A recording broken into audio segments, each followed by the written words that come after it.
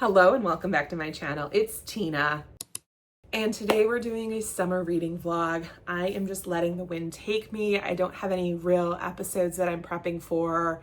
I don't know what I want to read. I have my July TBR and I'm going to pick and choose from there. But as I'm filming this, it's toward the beginning of the month and it's exciting because I'm like, wow, I'm ahead with reading. I can pick whatever I want. I am going to be reading, I think, some backlist books for an upcoming episode, which is always hit or miss for me because I get so excited and so easily distracted by new releases that sometimes it's harder for me to pick up backlist books, but I'm going to do it. But let's get into reading.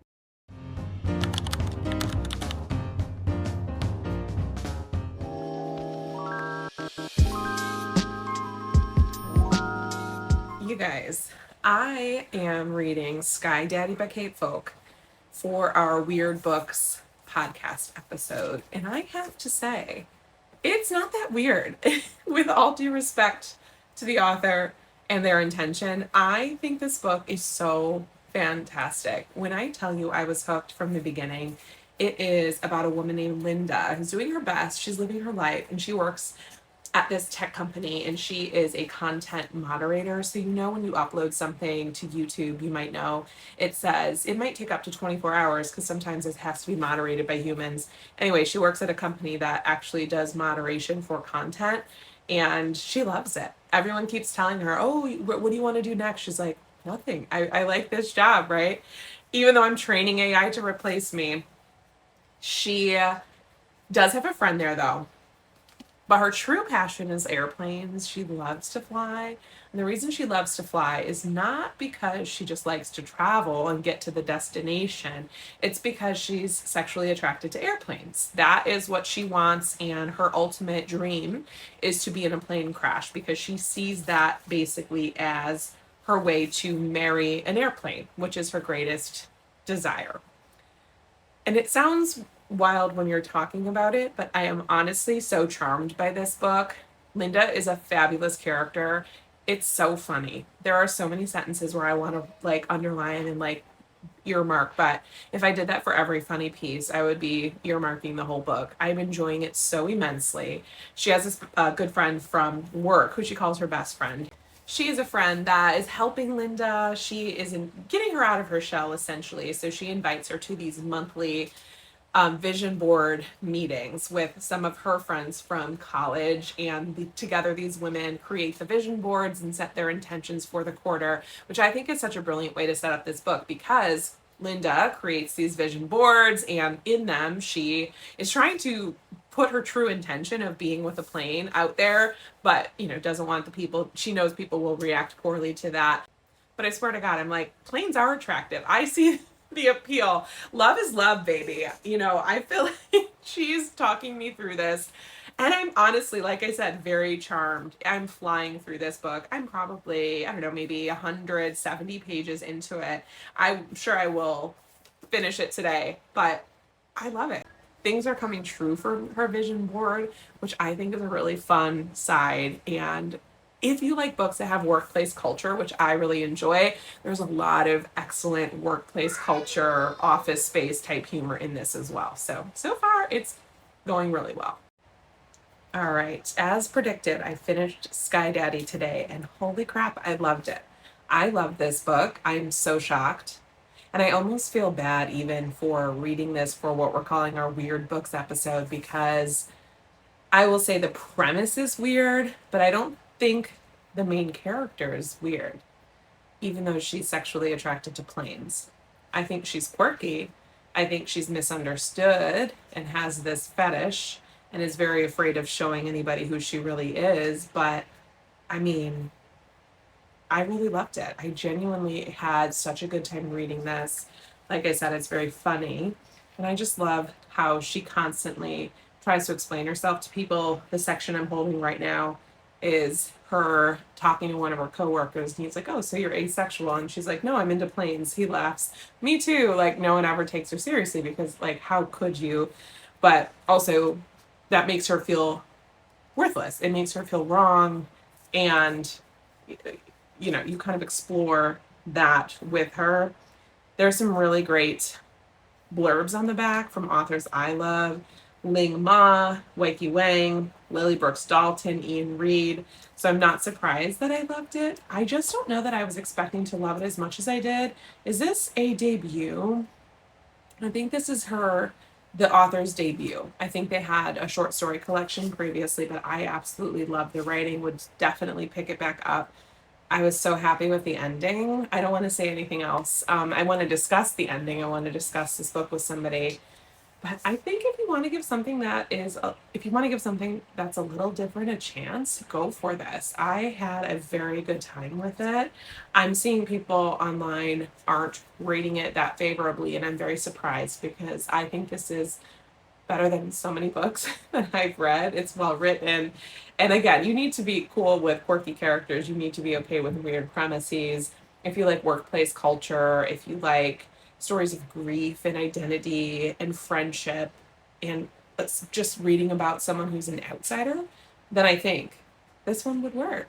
I also think it would be really fun to read this on a plane. You know what I mean? Like, why not? Look at this. Read it. If you got a flight coming up, read it. I think you'd have a good time. All right. I let my daughter pick my audiobook yesterday because I can't stop. I can't stop. Something about the summer, I can't stop reading. More specifically, I cannot stop listening to audiobooks. I listened to audiobooks all weekend and it was great. It was a great time for me, but I'm so excited that she picked this up. I basically handed her my Penguin Random House audiobook app, which they give to influencers. Thank you, PRH. It's my favorite way to listen to audiobooks. Anyway, she noticed this one and picked it. I'm sure she liked the flowers, but it is We Don't Talk About Carol by Kristen Elberry. This is a debut and it's a mystery. It's about this woman who is cleaning out her grandmother's home in North Carolina. She lives in LA with her mom and sister. And they're back in this North Carolina neighborhood outside of Raleigh. And she discovers that there's this photo in her grandmother's bureau that she'd never seen previously. And weirder than that, the woman looks just like her. So she asks around and finds out that she has an aunt that she never knew. And this woman disappeared. Now her father, the woman's brother, is dead, so she can't ask him about it. The grandmother has passed, so she's sort of asking around for neighbors, and then she finds this woman's journal. And you come to find out that 6 Black girls from the same North Carolina neighborhood went missing. Only one of them was made a ghost. So I think that means a lot of them just disappeared. But because of the time period, it wasn't that uncommon for people to disappear and just never return, and their family members stopped asking questions. However, our main character used to be an investigative journalist. Her name is Sydney. I say used to be because she had to leave her last position because she witnessed something pretty horrible and had what they're calling a psychotic break after it. And so now she works in the wellness space for this company that makes athleisure clothing, and she's not fulfilled. So when she finds this mystery, she sort of gets that excitement for journalism reinvigorated. And so she starts to ask questions and starts to essentially figure out what happened to her aunt, Carol. I'm very much enjoying this. I will say it is a mystery. So it's not this ripper. It's not, a psychological thriller where there's tons of twists and turns, but it's really smart. I feel like it's very well written. I'm enjoying the relationship that she is having between her and her sister. If you like familial stories, I think this could work. I want to make note that she is going through fertility treatments in this book. So if that's something you don't want to read about, maybe put this one aside for now. But so far, so good. I am breezing through it. And I want to say I am something like 40% in. And it's interesting because you're finding out that her dad had mental health issues as well. I have my suspicions. Now, he played in the NFL, and I'm wondering if he had CTE, and I wonder if that's going to come out later. But at this point that I'm reading, she is wondering if maybe he had symptoms of schizophrenia. And so there is mental health woven in here. So far, it's very well done, and I'm excited to see what happened to Carol. It is making me want to do more true crime digging, and I have an episode idea that's coming that I am so excited about. It's a series that involves true crime, and that's all I'll say. So, it's inspiring me to want to do that even more, but I plan on finishing this today, so I'll come back later on with some more thoughts, but so far I am enjoying this. All right, just finished We Don't Talk About Carol minutes ago, and I very much enjoyed it. This is solid. This is her debut, and I was really happy to learn that this is her debut because I love finding authors that, are early in their career.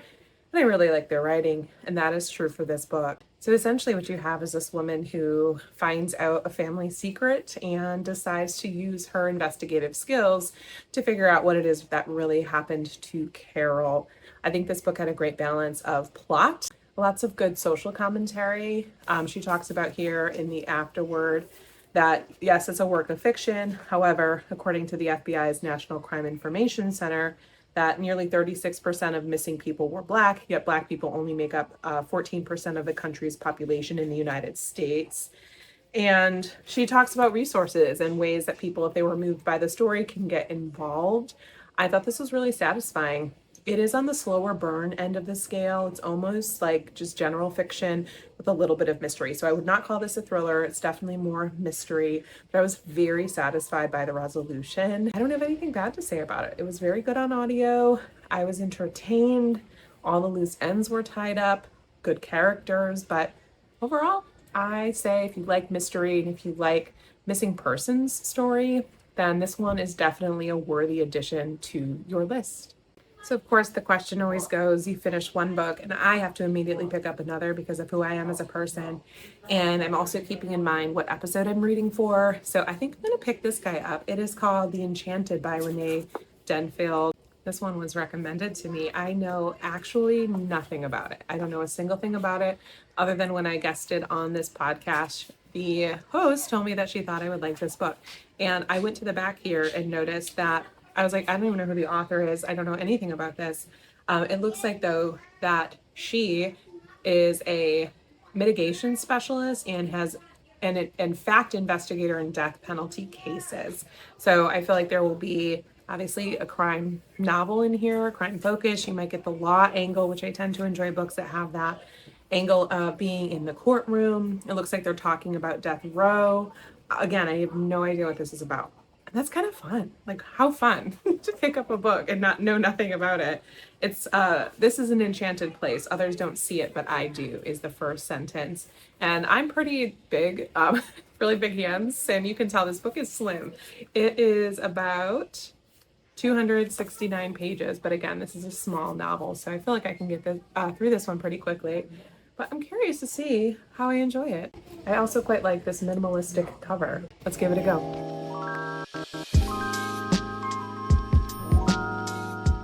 Maybe not the best lighting we've ever had together, but I have time to kill. I wanted to tell you about the book that I'm working through. It is The Enchanted, and this was the one that I grabbed for Goodreads Graveyard, meaning I had it for a minute and it was something I owned and I wanted to get to it at some point. And I knew nothing about it other than Amy Allen Clark recommended it to me, and so I started it. Luckily, it was available by audio as well as the physical copy I have, so I dove right in. And I'm about 60% through right now. It's not terribly long. And what it's about, it is about two main characters. One is just called The Woman, and one is known as York. And he is on death row. He's an inmate, and she works in this very interesting job. She is essentially a death row advocate. And as I understand it, she works with these inmates that are sentenced to the death penalty and tries to find things about their past to help them get off, meaning to like not get executed. And what's interesting is that this particular man, York, unlike all of the others she's worked with, doesn't really want to get off. He's not interested in that, and he is ready to die. There are other characters as well, such as the warden, the priest, and this man named Stryker. And you are sort of working through their day-to-day as they are navigating living in almost solitary confinement, not quite, but really living in these sort of lonely conditions.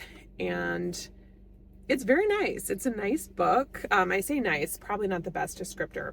Let's try again. It is lyrical. I'd call this literary personally.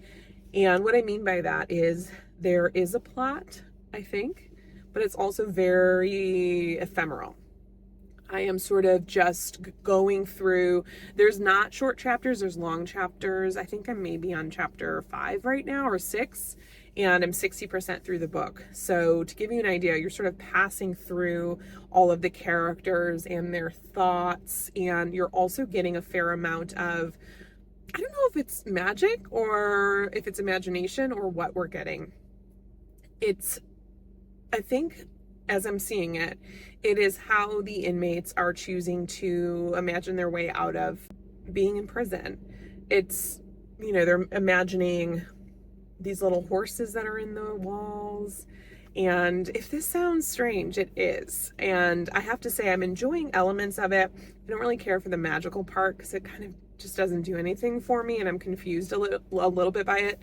But what I do like is that this is a very sympathetic novel. It's very human. I am a person, personally, that can very much see gray area. I, for a long time, debated, and I remember this was one of the first debates my husband and I had, is, do you believe that people are born evil, or do circumstances turn them that way? And this book sort of plays on that, because you are learning about the backgrounds of these particular characters and how horrible they grew up, how horrible the conditions were when they were growing up. And I'm enjoying that element of it very much. I like the woman a lot. You come to find out a little bit of her background. And what I think the author is doing really well is giving these characters humanity. These characters that are often, or these people, right, that are often written off and discarded, she's giving them a fuller picture as to what might make somebody do whatever crime it is that put them here. Something I will say is, at this point, I don't know what Stryker did, and I don't know what York did. You kind of don't know what the men have done to land themselves on death row. And I like that. I will admit that I want to find out what they've done. For me, that's important. Just because I'm curious and I'm nosy. I was going to say, why is it important? I suppose it's really not, because I think the point is more so, regardless of what it is they've done, they deserve humanity, and humane conditions. But I'm still curious. Like, I still want to know. It's fine. I'm feeling bad because I'm not loving it that much, as I know a lot of people have. Maybe something really interesting and spectacular will happen by the end that will get me to turn around. But right now, I'm just kind of going along with it. I'm not finding that I'm loving picking it up, quite honestly. Now, to give you context, I just drove to the city. Chicago's the city for me, and we're going out later. So I think also that's a bit of it, right? I don't think this is the right time to be reading this sort of melancholy, introspective, thoughtful book. But that's where I will end that one. Want to see what else I brought? Okay. I did, in fact, bring my bag this time. So you'll be happy to know that it's not a total... I'm not totally lost like I was last time I went out of town and completely forgot my entire suitcase. Now, this is another one that has been on my Goodreads graveyard for a minute. It is The River at Night by Erica Berenick. And this one was recommended to me by my previous co-host of Book Talk, etc., Renee. I also thought that this would be good for this time of year, this weekend, again, vacation, holiday, summer, because this is a high-stakes drama set against the harsh beauty of the Maine wilderness. It is an unforgettable thriller and a stunning new voice in fiction. It's about a woman named Winifred who is stifled by this soul-crushing job and very upset. She just recently lost her brother, and I guess her marriage has ended, so she's really down on her luck right now. And then one of her three best friends basically take her on this high-octane getaway for their annual girls' trip, and she decides, okay, I'm gonna go. And what starts out as an invigorating hiking and rafting excursion in the remote Allagash wilderness soon becomes an all-too-real nightmare.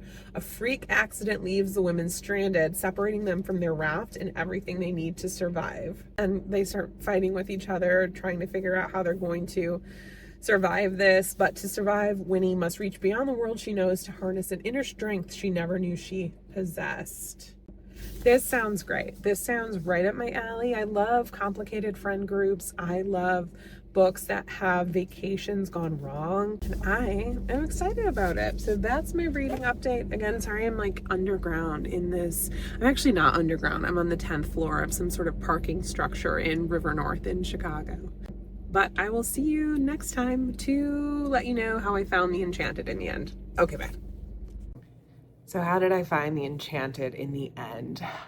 You know, it should have worked a lot better than it did, I think. I am realizing more recently that I'm not really a fan of omniscient narration. It doesn't do it for me. I like something that is more grounded, I think, and this one is interesting. She's very creative in the way that she tells the story and paints this picture of the characters, but I just found myself getting kind of annoyed, if you will, by some of the more magical elements. They introduce horses and flibbergibbets and things like that, and I just don't know what to make of it. I don't know what to do with that information. So I know that I'm not somebody that has a very vivid imagination, so when they're saying things like that, the horses are running over them and it's like a hurricane, I'm like, I'm getting nothing. I'm just like waiting for them basically to get through that part so they can get back to what's really going on.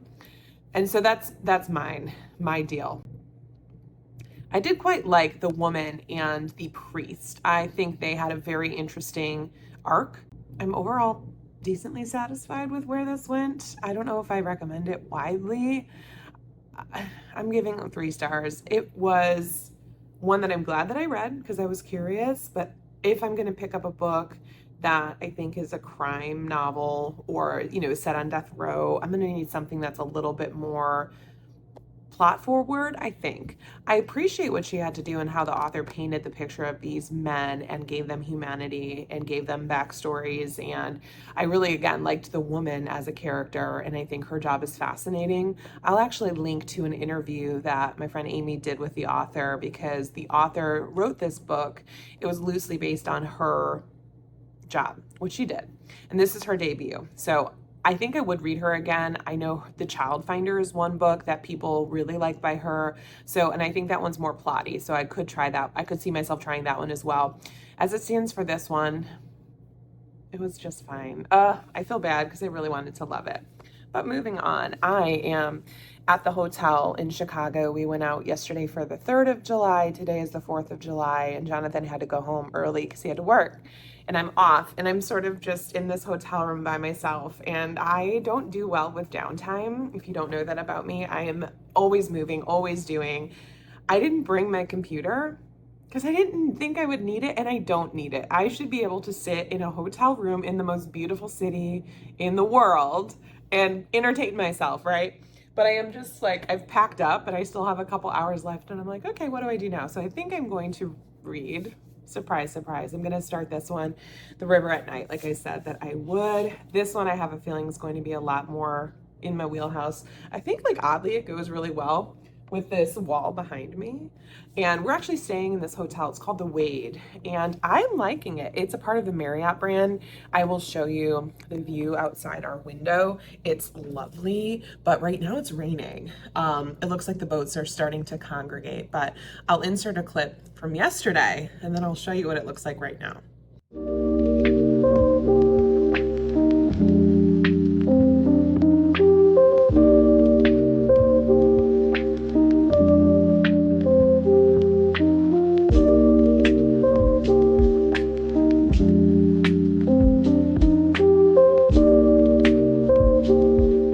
Definitely, I did consider at one point, I'm like, oh, I have a swimsuit. Maybe I'll go down to this beach here and read by the beach, but I don't think I'll do that in the rain. So I am going to read some pages in my book. Let's see how far I can get.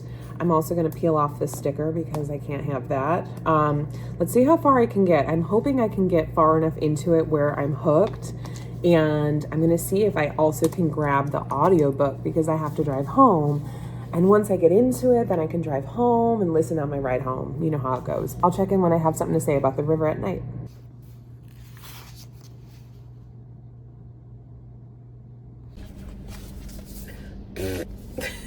This is not for me. It is not. I'm so bummed. I am so bummed because the cover is gorgeous. And if you feel it, it's got these little ridges where the water droplets are. So A+ for the cover. I just don't like it. It's not well written in my opinion. Oh man, I'm so sad. So you've got these 4 women that are going on this trip, the whitewater rafting trip someplace in Maine, very rural Maine. And they're very quick to sort of be quite judgy about Maine and how rural it is and, a lot of stereotypes. So they have to go and pull off because they have to go to the bathroom. And they're at this rest stop place or whatever, gas station. And of course they meet locals there and they're very stereotypical, fine. But this is where I quit. I got to about 16%. And I was doing the audio. One, I did not like the narration for the audio, but that's fine. I mean, I can get over that. It's the dialogue for me. You're also in Winnie's head the entire time, and she is not that interesting, in my humble opinion. But they had met these two fireworks or gunshots.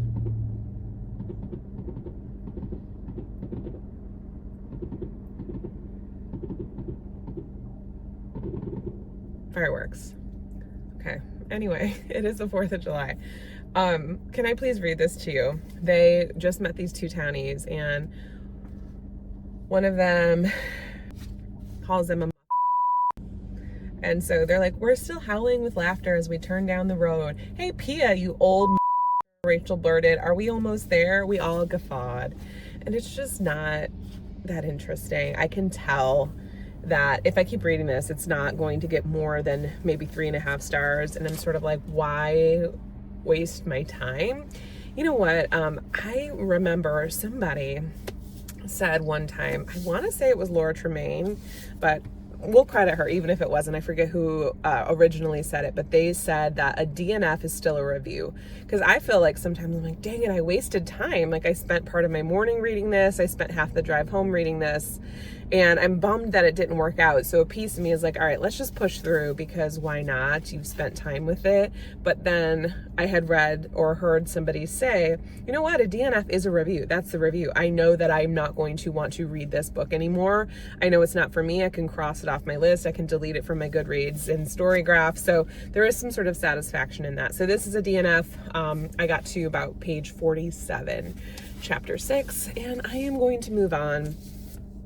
What I'm going to move on to, that's the question, right? We'll see what I end up picking up.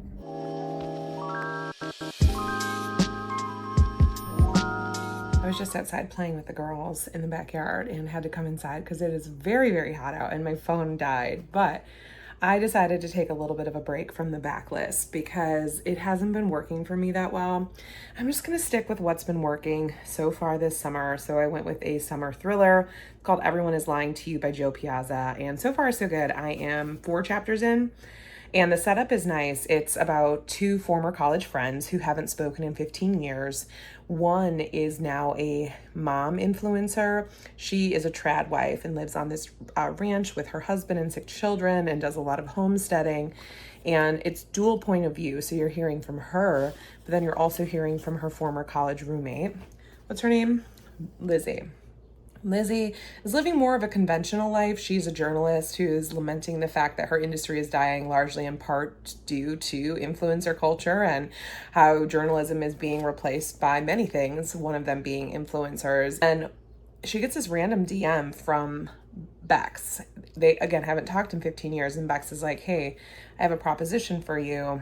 Hit me up. And so she does. And it turns out Bex wants her to interview her. And Bex never does interviews. She's very quiet. And it's because you come to find out that she is fabricating a lot of things and hiding a lot of secrets, you know, as you would expect from this type of book. She invites her to this conference called Mom Bomb, and it's an influencer conference.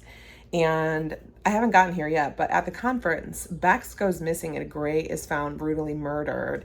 And Lizzie is sort of trying to clear her name because people think she might have been involved. So far I'm enjoying it. The writing is pretty accessible, which is nice. I needed a brain break, and so it's nice to sort of lightly sink into this. I read 2 other books by this author. One was The Knockoff that she wrote with Lucy Skies, and then one is We Are Not Like Them, which she wrote with Christine Pride, and I didn't care for that one. So I'm hoping that I like this one more. It's not lost on me that I'm vlogging this as I'm reading a book about influencers. And, you know, I just like books about influencing. I like Julie Chan is Dead. I think you're getting a lot of that same behind the scenes of influencing that you got with that novel. This one's more grounded, though it's not, I don't think, going to have any sort of super weirdness, but maybe I'm wrong. I will report back, though, when I am able to give more thoughts. I do think this one would be really good on audio, and I might switch at some point because one of my favorite narrators, Saskia Marleveld, narrates, and I love listening to her. So we'll see how this wraps up. Well, I am finished, and this is very satisfying. I am so glad that I did this book. I will say in my last clip, I was talking about switching to audio because one of my favorite narrators narrates, Saskia Marleveld, and it's true that she does. However, she only narrates a character that has, I think, the very last point of view, maybe a couple chapters throughout, but I'm pretty sure we don't hear from her until the very, very end. So I would say don't pick this up just hoping that you'll hear Saskia Marleveld because she's not in it very much. Still, the audio was decent. I had a good time with it. I'm glad that I switched so that I could rifle through this book because once I got started, I could not put it down. I really, really liked this one. I think I'm landing at like 4.5 stars. It's almost perfect for a popcorn thriller. And what I love about it is that the author herself used to be a journalist or is still a journalist. And so our main character, Lizzie, is a journalist, very much realizing that that industry has shifted toward influencer culture. And so I love the subtleness of what Joe Piazza was saying in here about that and what that means. She also included some really good twists that I can't tell you about, but were so relevant that I could totally see happening, and that definitely will happen soon, I am sure. There's some great side characters too. There's this one character who is sort of the manager for everybody. I thought she was fabulous, a great addition. The main character, Lizzie, was kind of annoying. Probably not the best lead, but I also really like that we get Bex's or Rebecca's POV the entire time as well. I thought that was really fun. I was right that there's good insight on influencer culture. I did get a little bit of Julie Chan is Dead with this. I got a little bit of Scamanda. I got a little bit of the memoir that I actually read, Sherry Frankie's memoir. I'll link it below because I cannot remember the title right now. Something about her mother, but it's very much behind the scenes of influencer culture. I love that she chose to set this at a conference. That was really fun. I think if you're curious about Mom Talk, that show, The Secret Lives of Mormon Wives, which I really enjoy, and why people are so obsessed with it, this book, I think, answers that question. But you're also just getting this really satisfying mystery. Who killed Gray? Is he really dead? What happened? Where's Bex? Where are her children? What is going on? If you know what I mean when I say Ballerina Farm or the Frankie family, then I think you should definitely pick this one up. I think that I guessed a fair amount of the twists in this one, but there were also at least 2 that surprised me, maybe 3. Overall, I highly recommend this book, and if you give it a shot, let me know. It honestly exceeded my expectations. Well, that is it for today's reading vlog. I feel like I did a pretty good job overall. I tried some new things. I found a thriller or 2 that I really enjoyed. The Enchanted, unfortunately, was not my favorite. I think it had beautiful writing, but maybe it was more literary than I was feeling at the moment. Everyone is Lying to You was fantastic. I thought this was such a fun thriller. I highly recommend that you get it on your thriller list if you're a person that loves a good, solid popcorn thriller, lots of twists and turns, and is easily bingeable.